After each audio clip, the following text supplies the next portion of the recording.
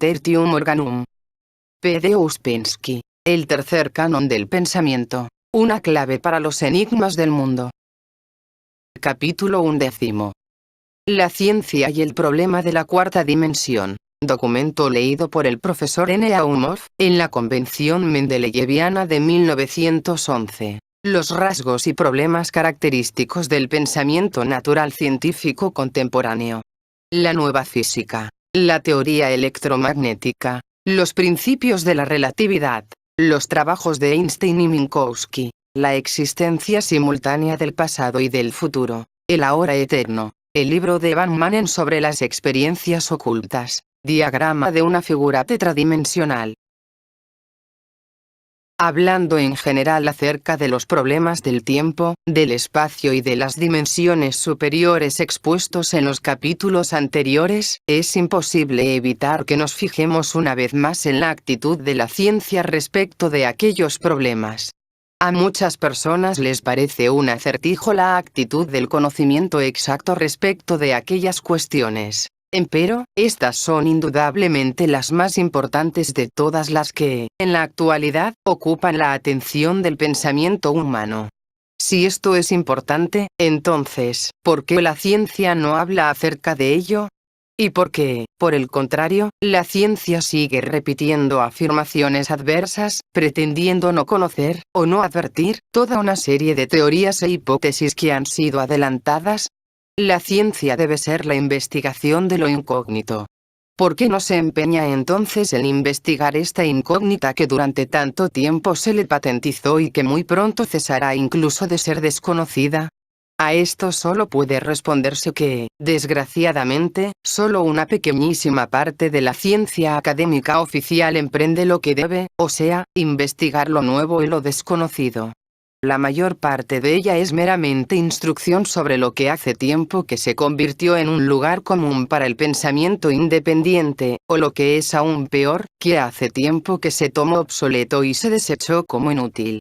Por tanto, es especialmente gratificante notar que, en ocasiones, inclusive en la ciencia se puede detectar una tendencia hacia una búsqueda de nuevos horizontes del pensamiento. En otras palabras, que la rutina académica y una reiteración obligatoria de una interminable cantidad de lugares comunes no siempre y en todos los casos logró matar el amor por el conocimiento y la capacidad del pensamiento independiente.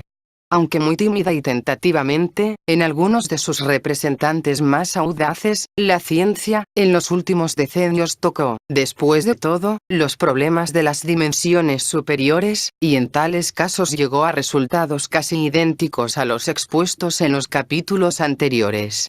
En diciembre de 1911, la segunda convención mendeleyeviana se inauguró con un documento leído por el profesor N. Aumov consagrado a los problemas del tiempo y de las dimensiones superiores, bajo el título Los rasgos y los problemas característicos del pensamiento natural científico contemporáneo. El documento del profesor N. Aumov, aunque algo incompleto, es un acontecimiento de gran magnitud en el reino de la ciencia y, con el tiempo, será registrado sin duda en la historia del desarrollo del conocimiento exacto como un intento insólitamente audaz y destacado de proclamar, en la ciudadela del positivismo que debió haber sido la Convención Mendeleyeviana, nuevas ideas que, en su esencia, refutan íntegramente al positivismo. Sin embargo, la inercia y la rutina están obligadas a realizar su labor. El documento del profesor N. Aumov fue oído entre muchos otros documentos, se lo publicó debidamente en las actas de la convención, y permaneció allí, sin producir cabalmente el efecto de una bomba, cosa que debería haber logrado si los oyentes hubieran sido más capaces, y sobre todo si hubieran anhelado apreciar su significado y su importancia reales. Por supuesto, el debilitamiento de la importancia de ese documento del profesor Aumov se debió, en gran medida, a ciertas reservas y limitaciones que él mismo efectuara, respecto al título del documento que no logró expresar su sustancia, y a su tendencia general, empeñándose en demostrar que la ciencia está avanzando en una nueva dirección, en vez de declarar el hecho liso y llano de que la nueva dirección va contra la ciencia. El profesor N. Aumov falleció en 1916, y no es mi deseo imponerle pensamientos que él no compartió. Tuve con él, en enero de 1912, una conversación que me mostró que, por decirlo así, él estaba a mitad de camino entre las ideas de la cuarta dimensión muy afines a las que yo expusiera en la primera edición de Tertium Organum, y las teorías físicas que aún reconocen al movimiento como un hecho independiente. Lo que aquí significo es que, si bien él reconocía al tiempo como la cuarta dimensión del espacio, el profesor Oumov no consideraba al movimiento como una ilusión de nuestra consciencia, sino que admitía la realidad del movimiento en el mundo, como un hecho independiente de nosotros y de nuestro carácter mental. Señalo esto porque, más tarde, citaré extractos del documento del profesor Oumov, escogiendo principalmente aquellas partes que contienen ideas casi idénticas a los pensamientos que yo expresara en los capítulos anteriores. No me ocuparé de la mayor parte del documento, que describe la evolución de la física moderna desde el átomo hasta el electrón, pues esto me parece unido artificialmente a las ideas en las que me gustaría detenerme, y no tiene conexión interior con ellas. Desde mi punto de vista, es indiferente que el átomo o el electrón estén ubicados en la base de la materia.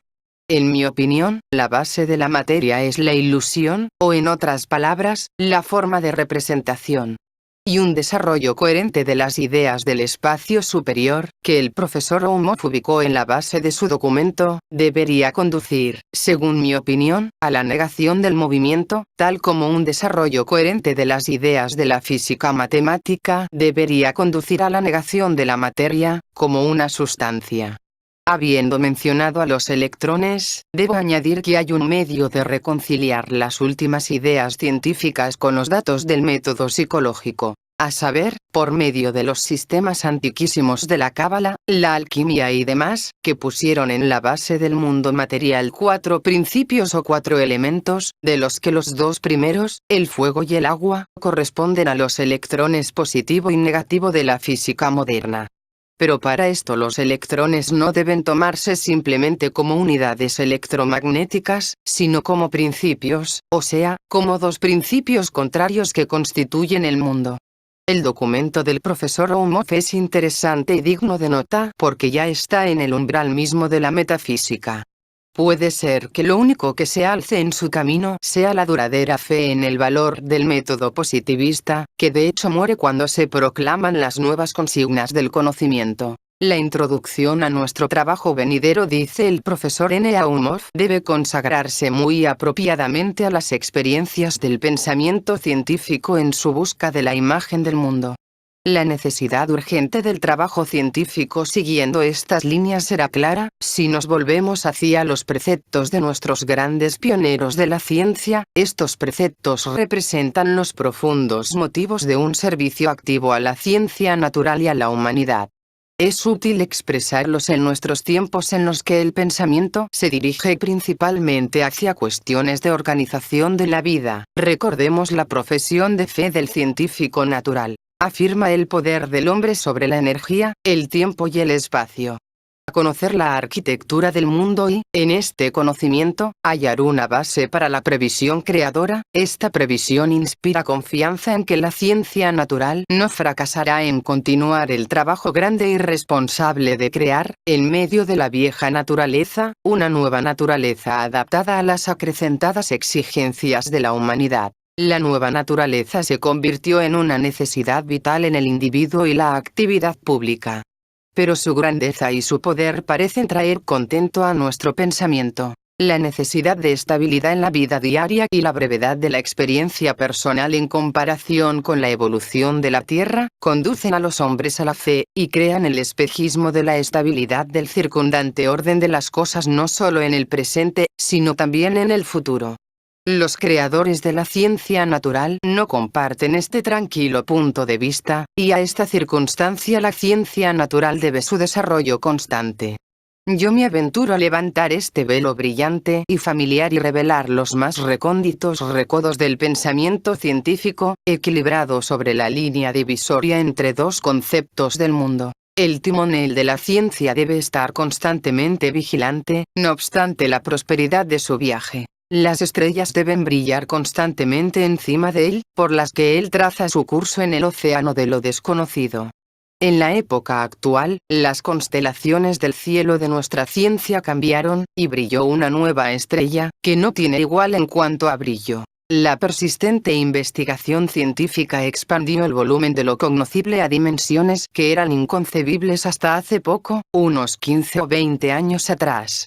El número sigue siendo todavía el legislador de la naturaleza, pero, siendo capaz de representación, eludió el concepto del mundo que consideraba posible representarlo mediante modelos mecánicos. Lo nuevo que se descubrió proporciona un número suficiente de imágenes para la construcción del mundo, pero destruyen su vieja arquitectura, familiar para nosotros, y solo pueden incorporarse en un nuevo orden, cuyas líneas libres se extienden mucho más allá de los límites no solo del viejo mundo externo, sino también más allá de las formas fundamentales de nuestro pensamiento. Tengo que conduciros a las cimas desde las que se abren perspectivas que fundamentalmente reforman nuestra idea del mundo. El ascenso hacia ellas, en medio de las ruinas de la física clásica, presenta considerables dificultades, y suplico de antemano vuestra indulgencia y me empeñaré en simplificar y acortar nuestra senda, hasta donde sea posible.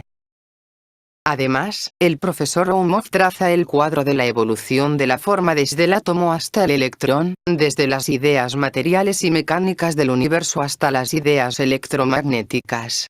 Los axiomas de la mecánica son solo fragmentos, y el hacer uso de ellos equivale a juzgar acerca del contenido de todo un capítulo por medio de una sola frase. Por tanto, no es sorprendente que demuestre ser un fracaso el intento de una explicación mecánica de las propiedades del éter electromagnético por medio de axiomas en los que estas propiedades se nieguen o se predeterminen unilateralmente. El concepto mecánico del mundo demostró ser unilateral. La imagen del mundo no tenía unidad. El mundo electromagnético no podía permanecer como algo ajeno, externo, en relación con la materia. El concepto material del mundo con sus bases inmutables tenía insuficiente flexibilidad para permitir que tuviese lugar una fusión con él y sus principios. Solo quedaba una salida: sacrificar uno de los mundos, el mundo material, mecánico, o el mundo electromagnético. Era imperativo hallar base suficiente para una decisión u otra. Esto no tardó en presentarse. El desarrollo subsiguiente de la física es un proceso contra la materia, que terminó en su rechazo. Pero, junto con esta actividad negativa avanzó el creador trabajo de reformar el simbolismo electromagnético. Tenía que ser capaz de representar las propiedades del mundo material, su estructura atómica, su impulso, radiación y absorción de energía, sus fenómenos electromagnéticos. En el horizonte del pensamiento científico nacía la teoría electrónica de la materia. A través de unidades eléctricas, se revelaba una conexión entre la materia y el vacío. La idea de un substratum especial, que llena al vacío, el éter, es superfina. La luz y el calor nacen de los movimientos de los electrones. Son los soles del microcosmos. El universo consiste en unidades positivas y negativas, entrelazadas por campos electromagnéticos. La materia ha desaparecido. Su variedad es reemplazada por sistemas de unidades eléctricas, afines entre sí. En lugar del mundo material consuetudinario, toma forma ante nosotros el mundo electromagnético vastamente diferente. Pero ni siquiera el reconocimiento del mundo electromagnético acabó con muchos problemas y dificultades insolubles. Quedó la necesidad de un sistema unificador. En nuestro arduo ascenso, hemos llegado al punto, dice el profesor Oumov, en el que el camino se divide. Uno se extiende horizontalmente hacia la llanura que acabamos de describir. El otro conduce hacia la última cima, que ya es visible y el ascenso no es empinado. Examinemos el punto al que llegamos. Es peligrosísimo. En él naufragó más de una teoría. Es peligrosísimo porque su sutileza es ocultada por la máscara de la sencillez. Sus bases son los intentos experimentales que dieron una respuesta a las investigaciones de observadores consumados y especializados. El profesor Oumov señala las contradicciones que resultaron de algunos de los experimentos. La necesidad de explicar estas contradicciones dieron ímpetu al hallazgo de un principio unificador. Este fue el principio de la relatividad. Las deducciones de Lorentz, efectuadas en 1909, y que se referían principalmente a los fenómenos electro-ópticos, dieron ímpetu a la publicación por Albert Einstein de un nuevo principio, y a su notable generalización por el recientemente fallecido Hermann Minkowski. Nos acercamos a la cima de la física moderna. Esta se ocupa del principio de la relatividad, cuya expresión es tan sencilla que su cabal importancia no es inmediatamente evidente. Dice: las leyes de los fenómenos en un sistema de cuerpos, para un observador conectado con él, parecen ser las mismas, ya sea que el sistema esté en reposo o se mueva uniforme y rectilíneamente. De esto se desprende que, con la ayuda de los fenómenos que tienen lugar en un sistema de cuerpos con los que está conectado un observador, es incapaz de descubrir si este sistema posee un movimiento progresivo uniforme o no. De esta manera, ningún fenómeno que tenga lugar en la Tierra nos permite discernir su movimiento progresivo en el espacio. El principio de la relatividad incluye en sí mismo al intelecto observador, la cual es una circunstancia de máxima importancia. El intelecto está conectado con un complejo instrumento físico, el sistema nervioso. En consecuencia, este principio da indicaciones concernientes a cosas que tienen lugar en cuerpos móviles, no solo en relación con fenómenos físicos y químicos, sino también en relación con fenómenos de la vida y por tanto también con la búsqueda del hombre. Esto es notable como ejemplo de una tesis basada en una experimentación estrictamente científica en el dominio puramente físico, que une la brecha entre los dos mundos considerados generalmente de naturaleza diferente. El profesor Oumov da ejemplos de explicación de fenómenos complejos por medio del principio de la relatividad. Y demuestra además cómo los más enigmáticos problemas de la vida se explican desde el punto de vista de las teorías electromagnéticas y el principio de la relatividad, y, finalmente, llega a lo que para nosotros es especialmente interesante. Todas las medidas espaciales incluyen al tiempo. La forma geométrica de un sólido que se mueve en relación con nosotros no podemos definirla. Definimos siempre su forma cinemática. En consecuencia, nuestras medidas espaciales realmente no tienen lugar en una multiplicidad tridimensional, o sea, la que posee 3 dimensiones de alto, ancho y profundo, como esta sala, sino en una multiplicidad tetradimensional. Podemos representar las 3 primeras dimensiones mediante 3 medidas de cintas sobre las que se marcan pies, yardas u otras medidas de longitud. Representamos la 4ª dimensión mediante una película cinematográfica, en la que cada punto corresponde a una nueva fase de los fenómenos del mundo. La distancia entre los puntos de esta película se mide con un reloj que marcha uniformemente a cualquier velocidad. Un observador medirá la distancia entre 2 puntos con 1 año, otro con 100 años. El pasaje de un punto a otro de esta película corresponde a nuestro concepto del curso del tiempo. Por tanto, a esta 4ª dimensión la llamaremos tiempo. La película cinematográfica puede reemplazar al carrete de cualquiera de las medidas de cinta y viceversa. Minkowski, el genio matemático fallecido tan prematuramente, demostró que estas 4 dimensiones son equivalentes. ¿Cómo se entiende esto? Quienes llegaron de Moscú a San Petersburgo atravesaron Tver. No está más en esa estación. No obstante, esta existe. Del mismo modo, un momento que correspondió a algún acontecimiento, ya pasado, como por ejemplo, al nacimiento de la vida en la Tierra, no desapareció, sino que existe. No fue el universo el que dejó de vivirlo, sino solo la Tierra. El lugar de este acontecimiento en un universo tetradimensional lo define cierto punto, y este punto existió, existe y continuará existiendo. En la actualidad otro caminante lo atraviesa, a través de esta estación por la que pasa la Tierra. El tiempo no corre, tal como el espacio no corre. Somos nosotros los que corremos, caminantes en un universo tetradimensional. El tiempo equivale a una dimensión del espacio como altura, anchura y longitud. Si las intercambiamos en la expresión de alguna ley de la naturaleza, arribamos aún a esta ley. Minkowski corporiza las nuevas ideas en una elegante teoría matemática. No entraremos en el templo majestuoso que su genio erigió. Desde allí una voz proclama: En el universo todo es dado. Para él no hay pasado ni futuro. Existe el presente eterno. No tiene límites en el espacio ni en el tiempo. Los cambios tienen lugar en las individualidades y corresponden a sus desplazamientos de los caminos del mundo en la multiplicidad tetradimensional, eterna e ilimitada. En el dominio del pensamiento filosófico estas ideas deben producir una revolución mayor que el desplazamiento de la Tierra respecto del centro del universo por Copérnico. Desde los tiempos de Newton, la ciencia natural jamás enfrentó perspectivas más brillantes. El poder de la ciencia natural no está proclamado en la transición desde el indiscutible hecho experimental, la imposibilidad de determinar el movimiento absoluto de la Tierra, hasta los problemas de la mente. Un filósofo contemporáneo exclamó, confundido, más allá de la verdad y de la falsedad.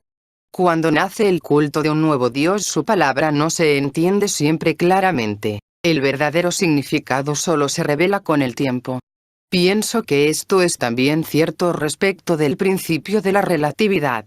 La eliminación del antropomorfismo de las ideas científicas rindió un enorme servicio a la ciencia. El principio de la relatividad sigue la misma senda, mostrando la dependencia de nuestras observaciones respecto de las condiciones generales de los fenómenos. La teoría electromagnética del mundo y el principio de la relatividad explican solo los fenómenos cuyo lugar es determinado por la parte del universo ocupada por la materia. La parte restante, que aparece ante nuestros sentidos como vacío, permanece aún fuera de la ciencia.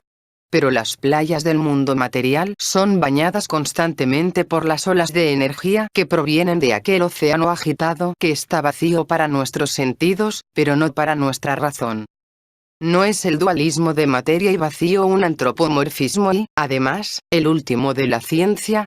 Planteemos la pregunta fundamental: ¿qué parte del universo está llena de materia? Rodeemos a nuestro sistema planetario con una esfera, cuyo radio es igual a la mitad de la distancia entre el Sol y las estrellas más cercanas. La longitud de este radio es atravesada por un rayo de luz en 1 año y medio. Aceptemos que el volumen de esta esfera es el volumen de nuestro mundo.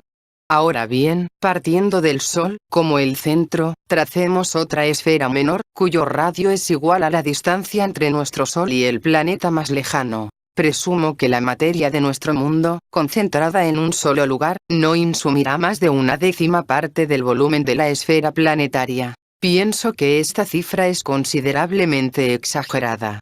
El cálculo de volúmenes demostrará que en nuestro mundo el volumen lleno de materia se relaciona con el volumen del vacío como el 1 con un número representado por la cifra 3 con 13 ceros. Esta relación corresponde a la relación de un segundo con 1.000.000 de años. Según el cálculo de Lord Kelvin, la densidad de la materia correspondiente a tal relación sería 10.000 millones de veces menos densa que el agua, o sea, estaría en el límite más lejano de enrarecimiento. El profesor Oumov da un ejemplo de una cantidad de esferas correspondientes a la cantidad de segundos en 1.000.000 de años. En una de estas esferas, correspondiente a la materia en el universo, está inscrito lo que sabemos, porque todo lo que sabemos se refiere a la materia. Y la materia es solo una esfera entre millones y millones de esferas de vacío. La conclusión a la que se llega, dice él, es esta: la materia representa un acontecimiento muy improbable en el universo. Este acontecimiento nació porque improbabilidad no significa imposibilidad. Pero, ¿dónde y de qué manera se realizan acontecimientos más probables? ¿En el dominio de la energía radiante? La teoría de la probabilidad abarca una parte inmensa del universo, el vacío, en el mundo del devenir. Sabemos que la energía radiante posee masa gravitacional. Entre los variados fenómenos del mundo de rayos que se entrecruzan, sus elementos que se atraen entre sí no dan origen a diminutas partículas, cuya acumulación constituye nuestro mundo material. ¿Podría ser que el vacío sea el laboratorio de la materia?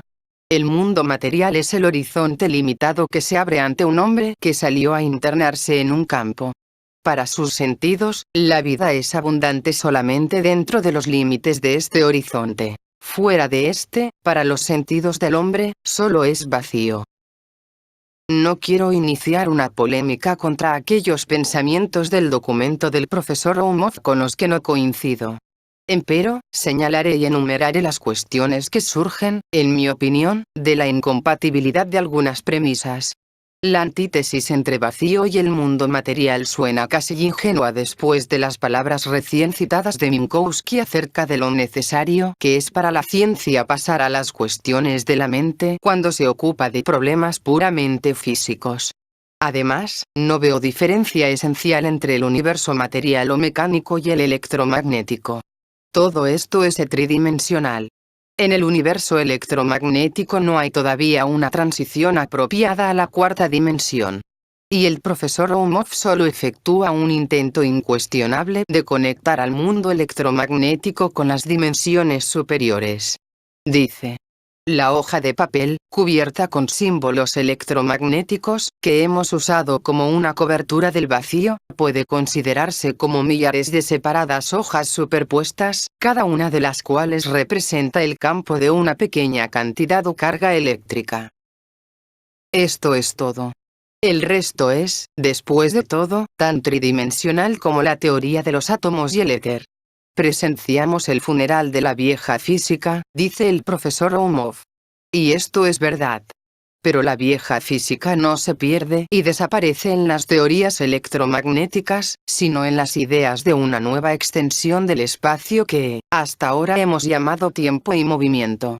La física que es verdaderamente nueva será la física que no contiene movimiento, o sea, en la que no hay dualismo de reposo y movimiento, ni dualismo de materia y vacío. Considerando al universo como pensamiento y consciencia, nos liberamos completamente de la idea del vacío. Y este punto de vista explica la pequeña probabilidad de la materia, a la que el profesor Oumov ha arribado. La materia, o sea, todo lo finito, es una ilusión en el mundo infinito.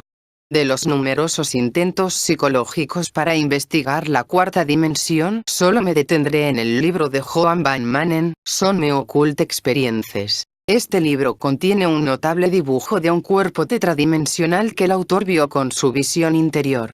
Esta experiencia la describe van Manen del siguiente modo. Durante mi residencia y mis viajes por el norte de Inglaterra, hace varios años, di varias veces charlas y conferencias sobre la cuarta dimensión.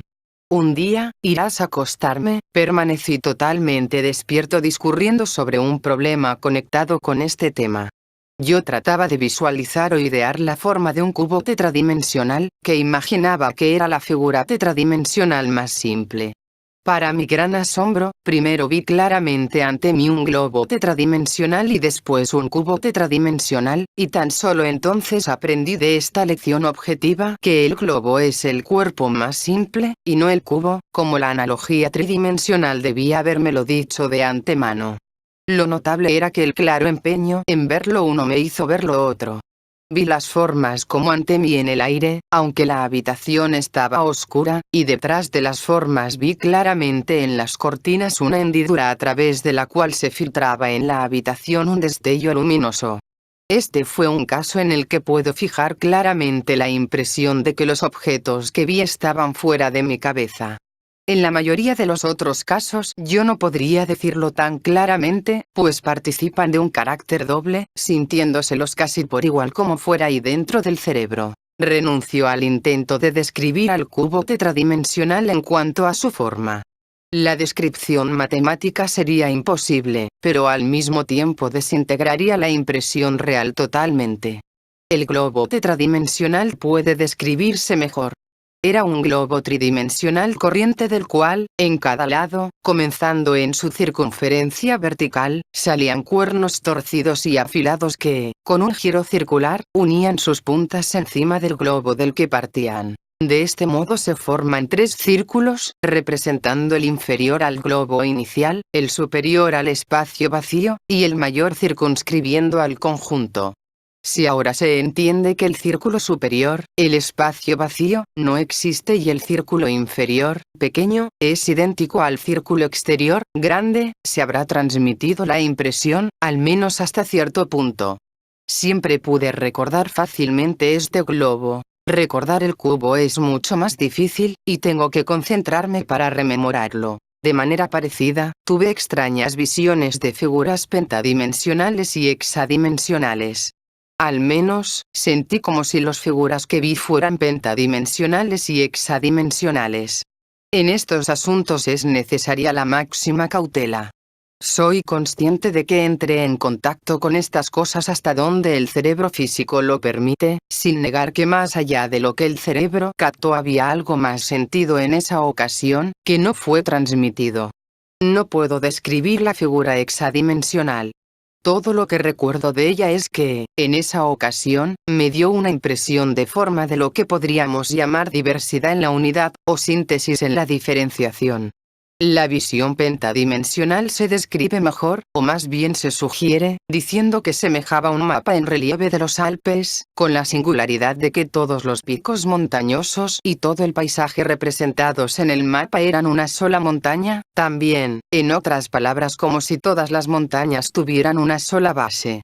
Esta era la diferencia entre la quinta y la sexta, y en la quinta las excrescencias se exteriorizaban en un solo sentido y empero se asentaban en la misma unidad. Pero en la sexta se diferenciaban, pero no se exteriorizaban. Eran solo de diferentes modos idénticos a la misma base, que era su totalidad. En una nota a estas páginas notables, C.W. Leadbeater dice: aunque este dibujo es sorprendente, el de una figura tetradimensional realizada por Van Manen 9, su valor radica principalmente en su sugestividad para quienes una vez vieron lo que representa. Es difícil esperar que transmita una idea clara de la realidad a quienes no lo vieron. Es difícil lograr que un animal entienda un cuadro, aparentemente, porque es incapaz de captar la idea de que la perspectiva sobre una superficie chata tiende a representar objetos que aquel solo conoce como sólidos. El hombre promedio está exactamente en la misma posición con respecto a cualquier dibujo o modelo que se proponga sugerirle la idea de la cuarta dimensión. Y de este modo, aunque inteligente y sugestivo, dudo que sea de mucha ayuda para el lector promedio.